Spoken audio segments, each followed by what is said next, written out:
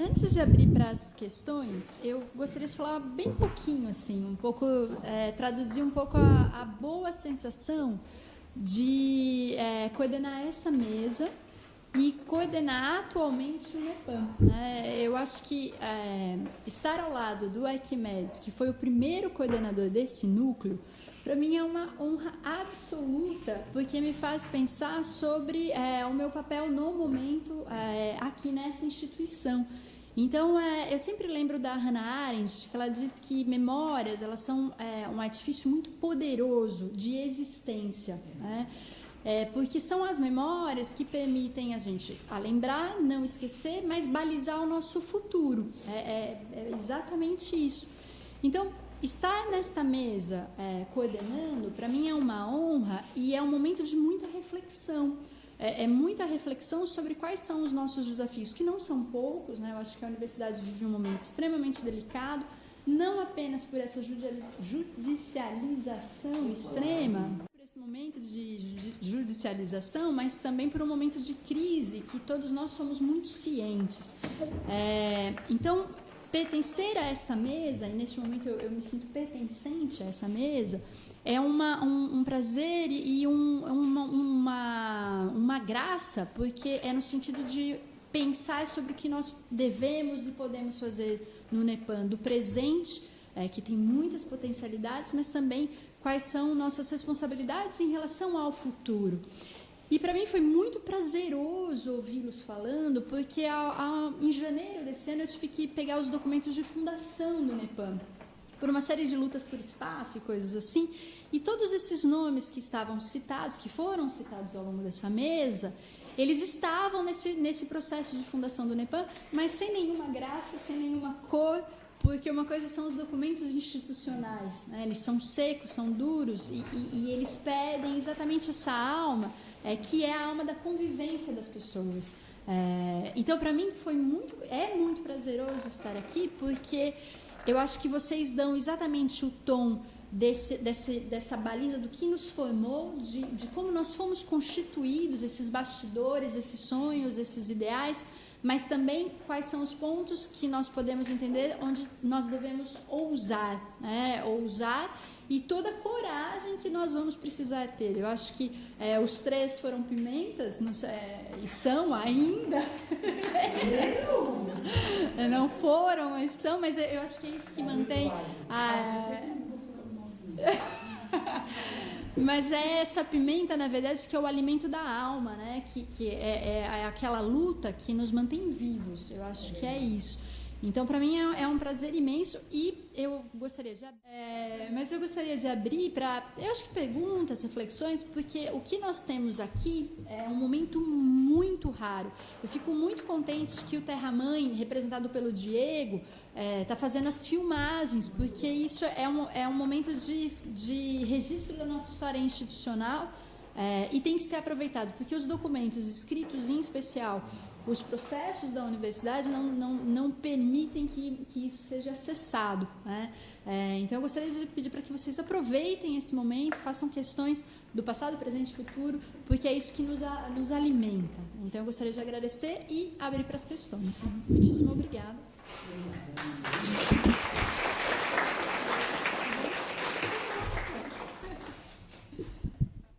Bom dia a todos. Eu sei que a primeira pergunta é sempre muito difícil, Então eu tomo a frente aqui para depois esquentar o tamborim do resto da turma. Eu sou Roberto, eu sou professor da Faculdade de Ciências Aplicadas do campus de Limeira e fui doutorando aqui da casa. Ai, que vontade de ser de novo,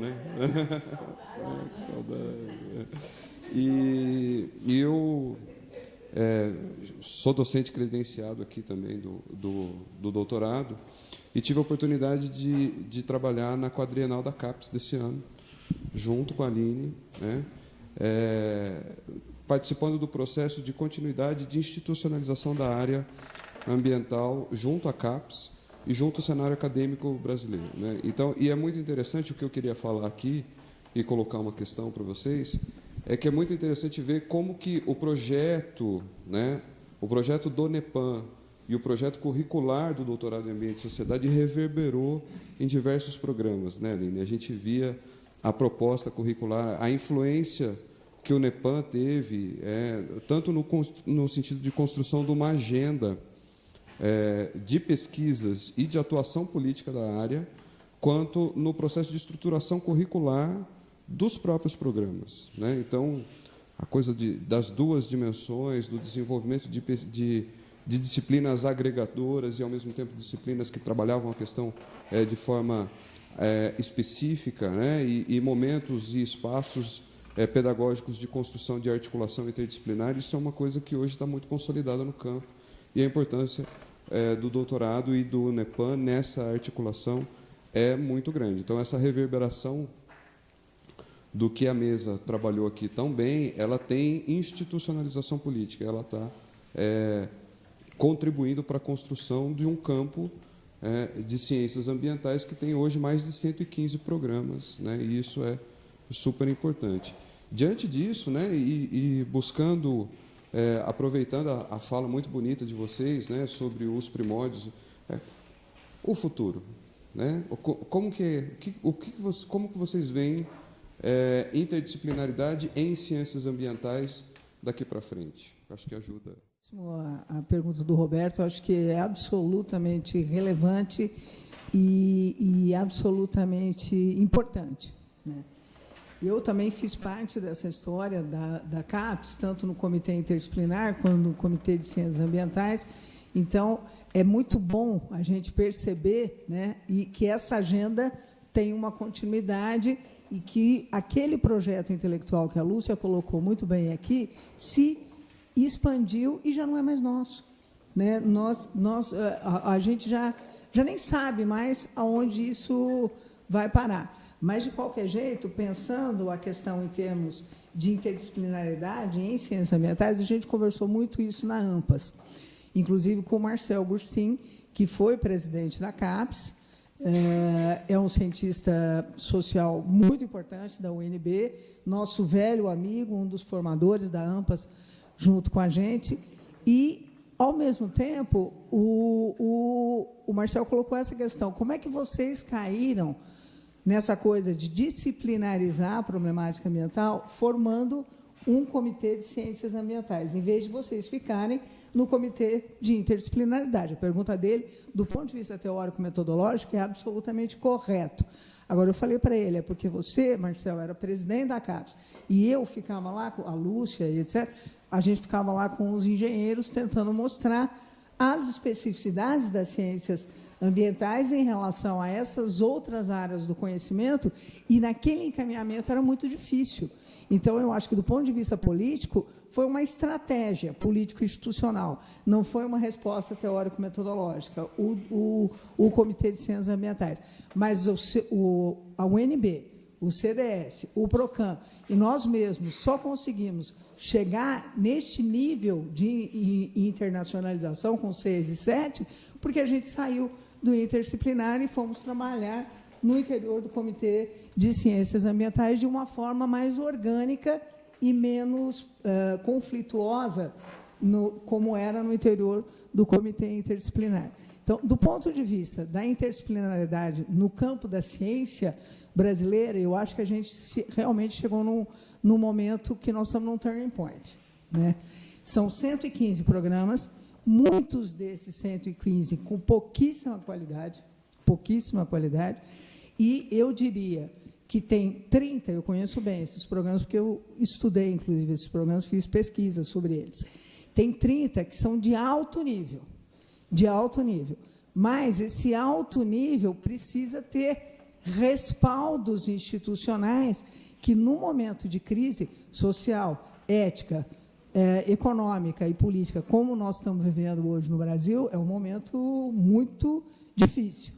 Muito difícil. Fiquei muito contente em ir para a AMPAS, eu também fui presidente da AMPAS há muitos anos atrás, e ver que, apesar de todas, a AMPAS não tinha dinheiro, né, do governo federal, não tinha. Os programas tiveram que auxiliar a AMPAS a acontecer esse ano, e todos auxiliaram. Então, assim, é muito bom perceber que a comunidade acadêmica, essa comunidade epistêmica com que nós ajudamos a construir, também está madura, né? E, apesar de todos esses momentos difíceis que nós estamos vivendo, a coisa está tendo continuidade, né? Fiquei muito feliz, o Roberto Donato foi para a diretoria da AMPAS, né? Isso significa que o NEPAM volta para a diretoria da AMPAS, isso é muito importante para nós. E do nosso, agora, pensando aqui a casa, né, eu acho que nós temos grandes desafios. Você manter um 6, eu sei, porque eu sou do programa Nota 6 na CAPES, na Sociologia, há muitos anos. Eu estou falando para a galerinha ali, para os mais jovens, olha, o UNB vai nos passar, olha, o UNB vai nos... O programa de Sociologia, o programa de Sociologia do UNB foi para a 7. Porque tem uma juventude ali que não tem medo, né, de ousar e que não tem medo de fazer, né? E o meu departamento está ficando meio muito, sabe? Ai, será, gente? Será? Fica no será? Não vai. Então, assim, é um bom dinheiro ser nota 6, nós ainda não temos nada, nós só temos responsabilidade. Mas, só no segundo ano, para nos mantermos como nota 6, tem um desafio. Faremos ou não faremos um mestrado em ambiente e sociedade? Né? Esse é um ponto, é uma questão que está sendo colocada para nós há muitos anos. O outro ponto, né, é o NEPAM pode institucionalmente e intelectualmente manter aquela proposta original? Eu acho que pode. Eu acho que pode. Eu acho que deve, inclusive, porque nós fomos para a nota 6 em cima daquela proposta. Não é uma outra proposta e nem um fugir daquela proposta. Não, é encarar aquela proposta com tudo. E melhorar. Então, eu acho que, do ponto de vista da casa, nós estamos mais ou menos vivendo o que a ciência brasileira está vivendo. É um turning point, é um gap geracional, né, que é interessante que a gente viva, né, toda a ciência é feita assim, né, mas esse gap geracional tem que ser visto como eu diria, como uma grande possibilidade de uma continuidade inovadora, né, com a cara aí do que vem pela frente. Eu acho que a gente está bem na cena, né? Está bem na cena porque temos pessoas aí que vão dar continuidade no nosso trabalho, apesar do momento difícil que a Unicamp está vivendo. E quero também dizer publicamente que muito me orgulha ter um reitor tão jovem, tão competente. Me lembro os tempos do Brito, quando o Brito era reitor. Aquilo lá era muito gostoso, sabe? Porque a gente séria, competente, jovem, e que está, apesar de tudo, está fazendo um trabalho bonito e interessante. Então, assim, a Aline ser coordenadora do NEPAM é um grande orgulho. Os dois combinavam. É. Então, assim, eu acho que, apesar de tudo, a Unicamp ainda é a Unicamp, sabe? Nós estamos no topo dos rankings. Tudo bem que tem muita gente que não acredita nesses topos. Se eu estou na frente de um piano, eu falo, acredito sim.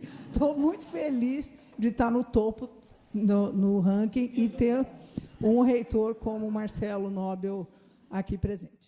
Bom, Roberto, eu acho que você colocou um ponto, a Leila deu aí a contribuição dela de uma forma mais significativa, porque ela está mais envolvida com a questão.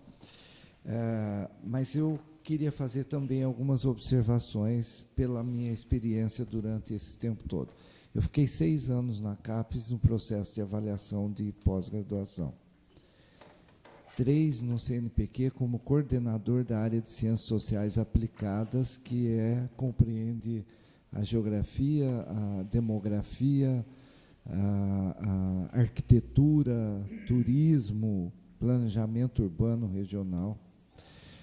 10 anos na FAPESP, na coordenação da área de geociências. Desde que o Brito foi para lá, eu fui junto com ele e continuo até hoje na coordenação. Então, um pouco, talvez, da minha fala venha dessa experiência que eu tive, e como nós estamos falando da pós, mas vou me referir um pouquinho à CAPES. preciso tomar cuidado, às vezes, com a maneira como a gente fala, porque pode ter uma, né? Mas entenda se ficar dúvida.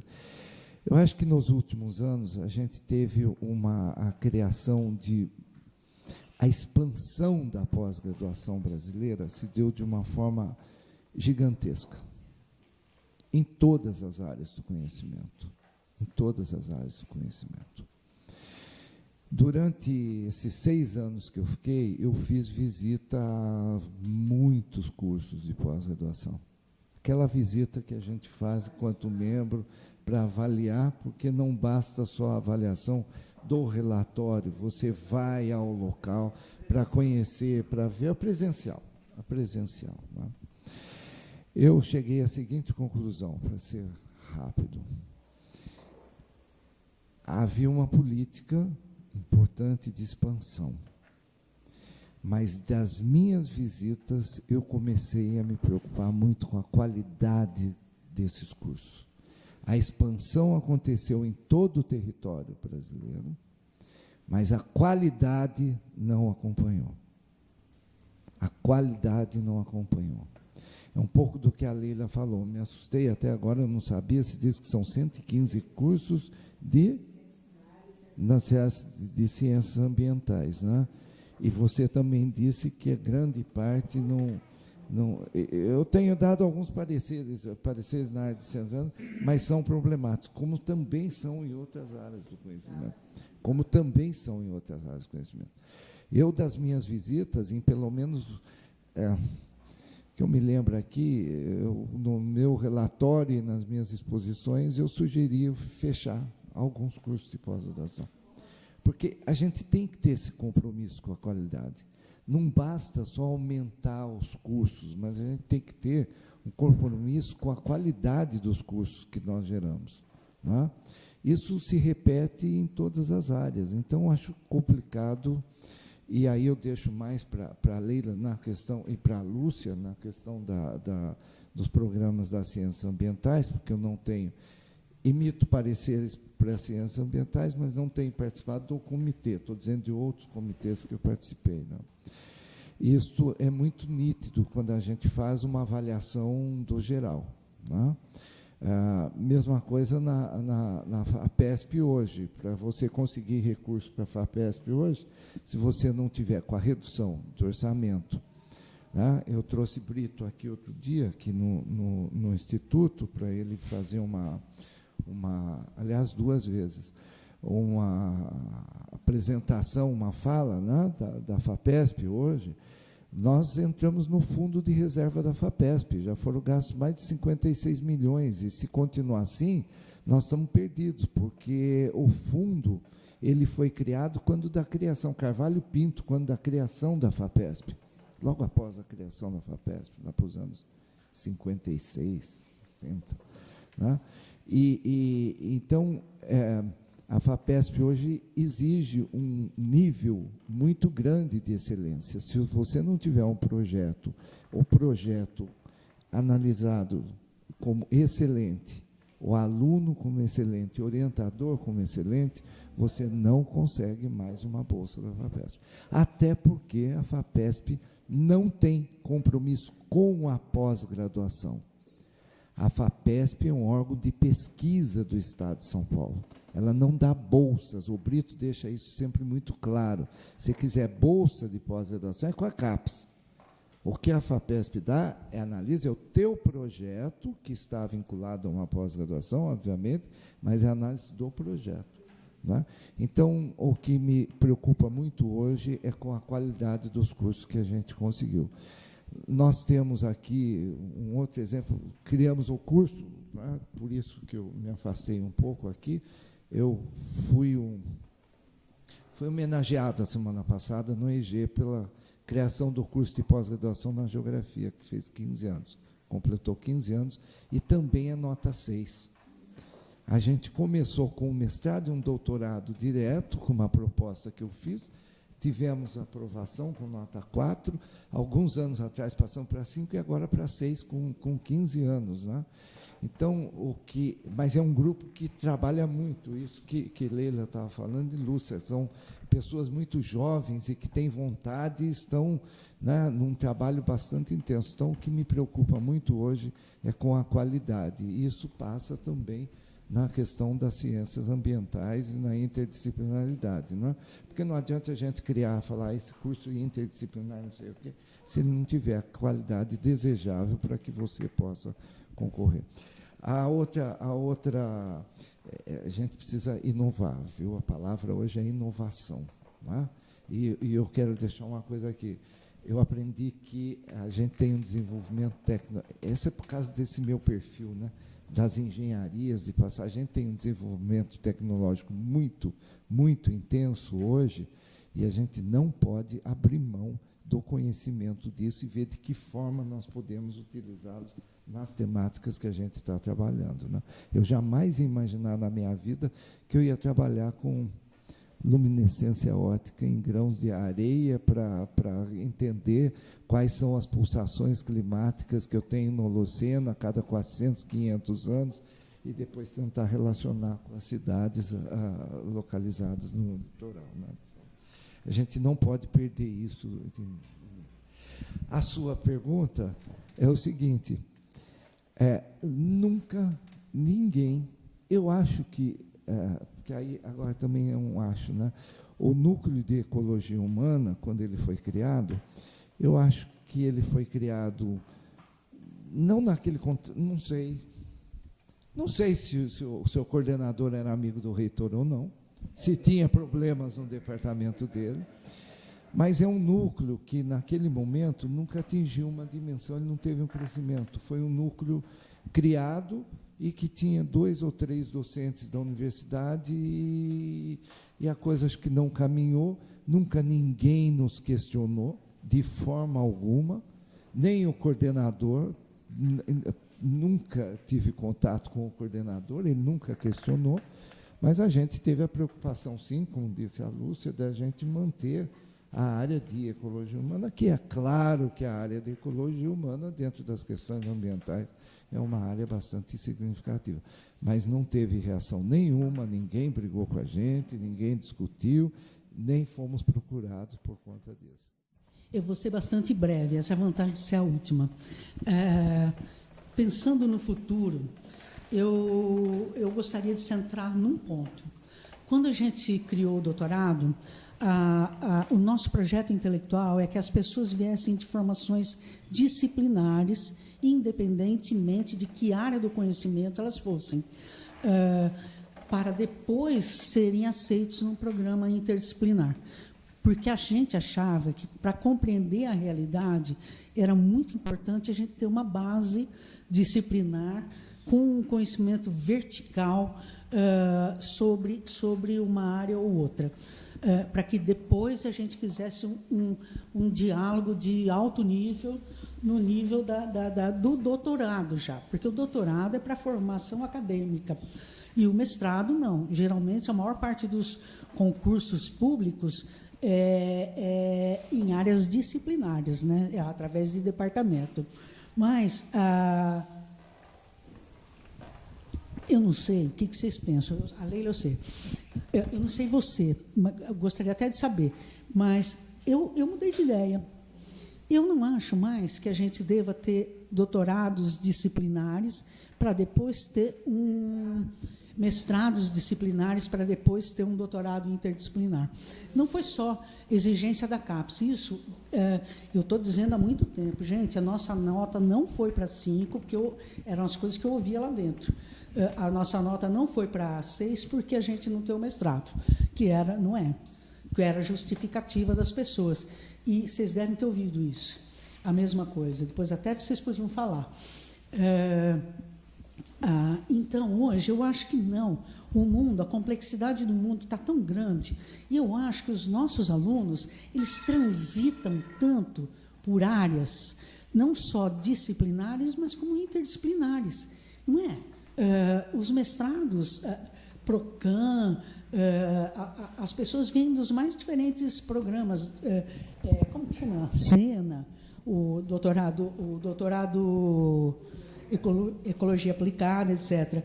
Então, eu acho que... E esses alunos se dão muito bem na análise da contemporaneidade, seja lá com qual viés. Então, eu digo para os meus alunos em seminário de tese que nós não queremos que ninguém mude de área. Se você é sociólogo, seja sociólogo, mas saiba fazer pergunta e dialogar e trabalhar junto com gente de outras áreas. Não, se você é biólogo, não tenta ser sociólogo, dizer se aquele grupo social tem características socioculturais assim ou assado, e pergunte para um cientista social. Da mesma forma como falar que a floresta é íntegra, mas não sabe nem a diferença entre bioma e ecossistema, também é um pouco de cara de pau, né? Então, eu acho que hoje, é possível que a gente tenha uma formação na graduação. O mestrado, ele já nem é mais um título, é uma transição para o doutorado. É como no meu tempo que tinha bolsa de aperfeiçoamento. Eu tive bolsa de aperfeiçoamento, acho que 4 anos. É verdade. Hoje não. Hoje não. As coisas estão diferentes e não é, Arquimedes, em todas as áreas. O mestrado não é mais para formação, ele é só para continuidade e melhoria do seu programa de graduação. Eu acho que posso só falar? Pode? Eu acho que é isso mesmo. Eu acho que é isso, mas eu acho que você tem razão, concordo com você, mas tem que haver uma mudança na universidade. Em que sentido? Quando você vai fazer um concurso para docente, você é pontuado em função dos títulos que você tem. Por isso que eu estou dizendo, que tem uma mudança na universidade. Enquanto se der esses valores para os títulos, se você tiver só o doutorado e não tiver o mestrado, você pode, não estou dizendo, pode ser prejudicado numa contratação. Entendeu? Acho que é isso. Eu acho que o título tem que ter. E eu mudei de ideia porque eu hoje acho que o mestrado pode ser interdisciplinar. Deve haver mestrado e ele pode ser interdisciplinar. Por quê? Nós temos alunos aqui que fizeram concurso em departamentos. Eu tive uma orientanda que fez concurso no Departamento de Antropologia da Universidade Federal de Minas Gerais. E passou. Passou por quê? Porque eles queriam uma antropóloga, mas eles queriam alguém com uma formação interdisciplinar por conta de um curso novo que eles estavam abrindo. Então, há mercado, há demanda. Eu acho que nosso futuro, Célia, nós já conversamos, eu também sei um pouco o que você pensa, é fazer um mestrado, é arregaçar a manga e fazer um mestrado em ambiente e sociedade. Não, e isso, no começo da minha fala eu disse isso, a CAPES nos exige, e antes eu era contra, mas agora não sou mais, e eu tenho, se a gente fizer uma enquete operária aqui, você vai ver que a maior parte é a favor do mestrado, mesmo que seja para ter mais trabalho, ganhando menos, porque eu também atingi o teto, então também estou ganhando menos. A gente tem demandas de engenheiros, de arquitetos, enfim. E eu vi um rapaz brilhante conversar comigo há um mês atrás, e ele tem toda uma trajetória na interdisciplinaridade. Agora, ele é engenheiro. Eu vou fazer o menino fazer um mestrado em sociologia? É impossível. É impossível. É impossível. Então, assim, ou a gente devolve esta demanda para a sociedade, ou a gente vai ficar com problemas aí de formação.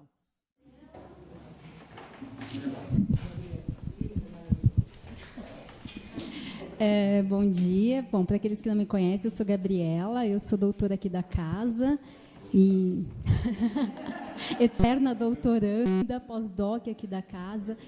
E eu me senti assim, bastante privilegiada também, Aline, como você compartilho, porque eu passei anos da minha trajetória aqui dentro e muitas vezes a gente sabe alguma história ou outra, mas, enfim, eu acho que hoje pela manhã a gente foi contemplado de juntar todas as peças e entender exatamente esse quebra-cabeça, né? E, atualmente, eu sou professora da Faculdade de Saúde Pública da USP. Graças a Deus, não tenho que trabalhar com microscópio. Leila não tem nenhum furatinho ali. Graças a percussores como vocês, que a gente pode trabalhar com questões socioambientais na Faculdade de Saúde Pública, passando bem longe do microscópio, né? Mas eu fiquei pensando que hoje o desafio que se coloca, pelo menos na USP, e isso para mim está, né, batendo o tempo todo para a gente, e acredito que para a Unicamp também, é o desafio que eu brinco dos 3 Is. E que, para mim, como sou cria aqui da casa, me parecia que esse não era um desafio. Afinal de contas, a gente aprendeu a fazer assim. A inovação, a interdisciplinaridade e a internacionalização. Não sei fazer diferente ciência, porque foi assim que eu aprendi. Então, acho que eu queria explorar um pouquinho da fala tão rica aqui de vocês e da experiência, um pouco da internacionalização do NEPAM, que eu acho que nesses 30 anos tem muita trajetória aí para compartilhar com a gente, né? Bom dia a todos. Meu nome é Célia Futema e eu sou a atual coordenadora do programa de doutorado Ambiente e Sociedade. Então, muitos aqui já me conhecem também, né? Talvez eu não conhecia o professor Arquimedes e ele também provavelmente não me conhecia, né? Então, eu queria primeiramente parabenizar a mesa, realmente compartilho com as palavras da Aline, né? É uma honra estarmos todos aqui, né? Dividindo histórias e entendendo um pouquinho mais. A gente já sabia da importância tanto do NEPAM quanto do doutorado, mas com essa história toda, então ela reforça e resgata tudo isso com essa força realmente, né? E a proposta, realmente, a gente fica muito feliz aí com a nota 6, né, com essa subida de nota da CAPES, que reforça mais uma vez esse histórico, aí, acho que graças, né, toda essa formação interdisciplinar com essas pessoas ilustres, né, que o professor Arquimedes, a Leila e a Lúcia colocaram, que o resultado é esse. Acho que essa subida de nota do programa é o resultado de todo, né, esses anos todos. Não é recente, mas é de décadas, pelo menos de 3 décadas. Né? E esses desafios que nos colocaram também. Então, vêm os benefícios e várias responsabilidades e desafios que a Leila e a Lúcia colocaram. Um dos desafios que a gente vai colocar em discussão realmente dentro do programa, essa possibilidade de inserção ou não de um mestrado. Há essa vantagem, ponderar entre vantagens e desvantagens, que eu acho que isso é importante agora nesse próximo passo, né? E vários outros desafios também que a gente vai enfrentar, né? E sempre compartilhando isso com todo o corpo de docentes e o corpo também de discentes, os pós-doutorandos também são importantíssimos aí nessa discussão. Então, acho que seria mais essa palavra, e à tarde a gente vai dar continuidade com os doutores da casa, eu também vou falar um pouquinho mais. Então, acho que, pelo momento, pela manhã, seria mais isso, e agradecer aí a presença de todos também. Tá bom? Bom dia, queria me aproveitar e me apresentar. Eu sou Júlia Cortes, acabei de começar o meu pós-doutorado aqui. Para mim é uma honra. Eu conheço o NEPAM de nome, mas assim, de vivência mesmo, muito pouco. Então, saber um pouco da história, da luta, das dificuldades, é um privilégio ouvir de vocês, dessa mesa, nessa formação. Eu queria falar um pouquinho, assim, que tem... Eu estou há muito pouco tempo, acho que não faz nem um mês que eu estou, mas tem 2 situações que me deixam muito confortáveis aqui no NEPAM. A primeira delas é o Daniel Hogan. Eu estou há 7 anos na demografia e no NEP, e o Daniel Hogan é uma presença muito forte, e ver vocês falando dele aqui de novo, e a gente está no auditório do Daniel Hogan, então, assim, eu me sinto muito confortável, apesar de eu não ter conhecido ele, eu sinto que eu conheço, de alguma forma. E um pouco, e um pouco do que a Leila falou, só para fazer complementar, o Daniel Hogan está sempre presente também nos seminários, nas mesas, todo mundo fala, acho que o Daniel hoje esteve aqui, hein? E a outra situação é que sempre que me perguntam, qual é a sua formação, o que você faz? Eu sempre respiro fundo, nunca sei para onde eu começo. Eu sou engenheira agrônoma, sou demógrafa, sou da Amazônia, é uma confusão. E eu percebi, assim, dos alunos que eu conheci, que todos aqui também passam por isso. Falei, nossa, eu acho que eu me encontrei agora. E a minha E a minha pergunta é um pouco nesse sentido, assim, né? Eu acho que a Leila falou da coisa da diferença, que é importante na multidisciplinaridade, que eu acho que é daí que surge o conflito e que surgem as soluções e os debates. Mas eu ainda sinto, posso estar errada, e é um pouco isso que eu queria ouvir de vocês, eu ainda sinto que existem algumas disciplinas que estão mais aptas, eu não sei se estão mais aptas, se elas têm mais facilidade ou mais vontade mesmo de praticar essa multidisciplinaridade.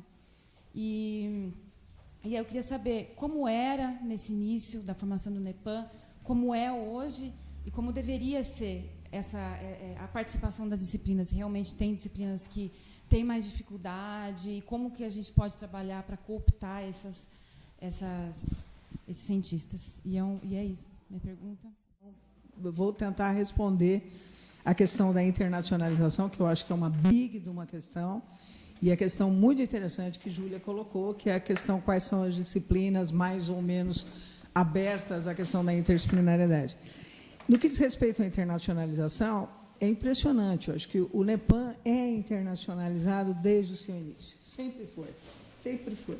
Não só porque a questão ambiental ela é planetária, então, assim, é por isso. Né? Então, assim, a gente sempre teve... aqui nesta casa, e quando não era aqui fisicamente, mas era aqui fisicamente, pessoas do mundo inteiro, sempre tivemos isso. Né? E como nós fomos para o mundo inteiro. Né? Então, assim, é a questão... Hã? Ela está com inveja agora, porque acabou de ser aprovado o nosso projeto FAPESP, que está para além da China e do Brasil. Estamos agora em Moçambique. A Lúcia falou que ela que vai. Eu falei, mas é uma brincadeira. Mas, então, assim, a questão da internacionalização, ela precisa ser muito bem cuidada, né? No sentido de que eu digo o seguinte, é lógico que eu gosto de viajar ao mundo, a coisa que eu mais gosto de fazer é além de tomar vinho. Né? Eu acho que é importantíssimo todos nós estarmos em vários lugares do mundo o tempo todo.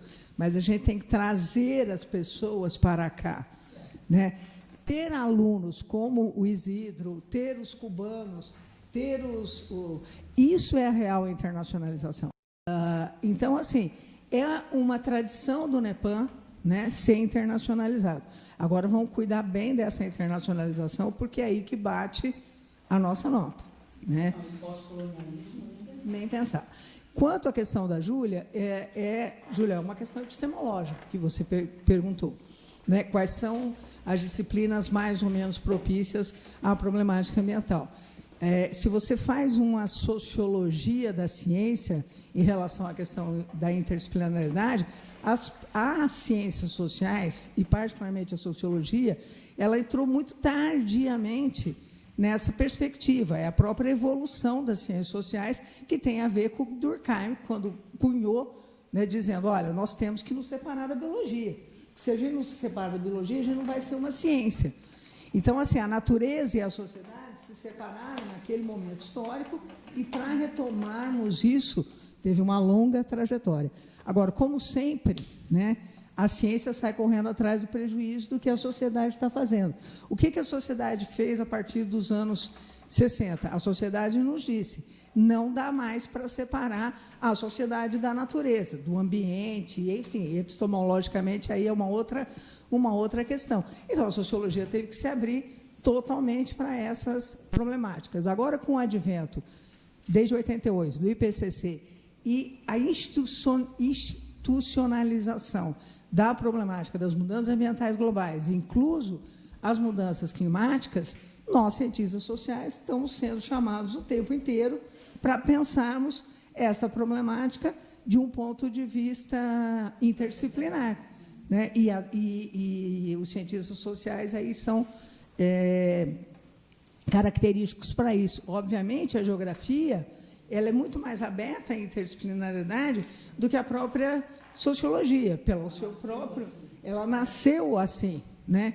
Então, assim, mas agora essa questão das disciplinas fica cada vez mais difícil você colocar esse limiar, o que é sociologia, o que é geografia, o que é história, porque a sociedade já ultrapassou esses limites disciplinares, porque nós vivemos hoje uma sociedade complexa. Então, assim, cada vez mais exige-se das próprias disciplinas essa abertura para um campo mais amplo que a gente não sabe o que será aí nos próximos 100 anos no processo de conhecimento. Só com relação à questão do NEPAM, da internacionalização, é evidente que a subida de nota já tem um significado, não é? Nenhum curso, nenhum programa consegue uma nota 6 se realmente não demonstrar que tem um grau de internacionalização já concretizado. Não é? Não é hipótese, já é o real. Então, acho que isso é bastante significativo. A questão do... Eu preciso falar uma coisa mais do cuidado, e a Leila chamou a atenção disso, não é? De fornecer... Não, tudo bem. De fornecer dados, não é? E uma preocupação que eu tive. Quando eu iniciei um projeto há 6 anos atrás, esse projeto que eu mencionei, a FAPESP, né, eu consultei, fui até a Dinamarca, no laboratório e na Escócia, para o laboratório que faz, porque no Brasil não se fazia essa luminescência oticamente estimulada. Né? E eu recebi como resposta, e tenho documentado, e abri um processo na FAPESP, de que eu poderia mandar os dados, as amostras, e eles fariam a análise, mas queriam coautoria dos artigos. E eu disse que isso era imoral, antiético, não sei o quê. Abri um processo na FAPESP, e a FAPESP conseguiu autorizar um único laboratório, que é credenciado já hoje, de um pessoal da engenharia de materiais, os físicos da USP, etc., para que pudesse ser feito aqui no Brasil. Não é? Isso porque é o cuidado que a gente tem que tomar com essa questão da internacionalização. Eu venho agora da Espanha, desde o mês passado, e de Portugal. Eu fico, às vezes, abismado com alguns projetos. Isso não sei se acontece aqui, não tenho a menor ideia. Mas eu sou contra, então vou dizer. Que eu vejo algumas publicações, e para se conseguir essa tal de internacionalização da forma como está, que é importante, mas da forma que está sendo colocada, passou pela minha mão já trabalhos com 18 autores, coautores, entendeu? Eu acho que isso é uma forma não positiva de querer demonstrar uma internacionalização. Isso é a constituição de grupos, né, de guetos, né, que se pretendem afirmar como internacional, mas que, na verdade, não passa de um conluio, de uma reunião de amigos, né, para poder atingir isso. Isso tem me preocupado bastante nesse momento também. E a questão que a Leila também colocou muito bem, eu acho que a discussão do meio ambiente não deve ficar sempre muito restrita às ciências sociais, à biologia. Eu me preocupo, pela minha experiência de 10 anos de agronomia, 15 de engenharia agrícola, com as engenharias, né, das questões ambientais que são muito, muito ligadas à área tecnológica. Não é? É evidente que toda a produção que se faz na questão ambiental, nas áreas biológicas, nas geociências, nas ciências sociais, são extremamente importantes, mas nós não podemos esquecer também que existe uma área tecnológica, por exemplo, uma área de saneamento, uma questão de discussão de águas, uma discussão de processos erosivos, uma discussão de deslizamentos, de inundações, que são todos temas envolvidos com a questão ambiental e que muitas vezes a gente deixa passar por esta formação que a gente tem mais disciplinar. Né? Então, era isso. Sobre internacionalização, não vou falar nada, porque eu concordo integralmente. Eu acho que a internacionalização ela é implícita. As pessoas vêm nos buscar, as pessoas vêm nos procurar. Eu lembra, Gabriela, dos nossos seminários do Projeto Clima? A gente trazia gente do mundo. Por quê? As pessoas queriam saber o que nós estávamos pensando, o que nós estávamos fazendo. Eu acho que o Brasil atrai muito o conhecimento, porque, apesar de todas as nossas dificuldades, a gente tem um número de artigos importantes sendo produzidos, etc., que deixam a nossa marca. A Unicamp ela está no topo de linha por causa da produção científica e por conta da inovação. Não adianta. Então, essas coisas estão, como a Gabriela disse, essas coisas estão intrinsecamente integradas. Então, eu não vou falar mais do que isso. Eu achei ótima a pesquisa, a pergunta das disciplinas mais propícias. Como a Leila disse, é claro que há algumas disciplinas que já nascem, como são temáticas, já nascem interdisciplinares. A geografia é a nossa parente mais próxima. As áreas disciplinares, elas muito disciplinares, muito institucionalizadas, elas tiveram dificuldade e ainda têm a dificuldade de trabalhar a interdisciplinaridade. E o que eu acho que é mais importante do ponto de vista do nosso cenário atual, aí eu quero fazer uma provocação para a gente pensar futuramente, é que depois do sucesso da interdisciplinaridade, não se faz mais pesquisa, ou pelo menos é muito raro se fazer pesquisa pura, disciplinar. Até amigos meus que trabalham com célula, eles trabalham com a célula como um sistema complexo. Então, é muito difícil você ser disciplinar mesmo. E com esse cacife da interdisciplinaridade, aliás, eu fiz essa pergunta para o Fernando Costa quando ele era estava fazendo propaganda. Candidato.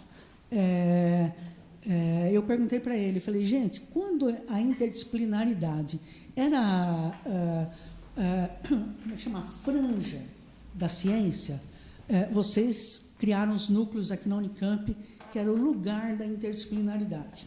Agora que a interdisciplinaridade virou moeda de troca,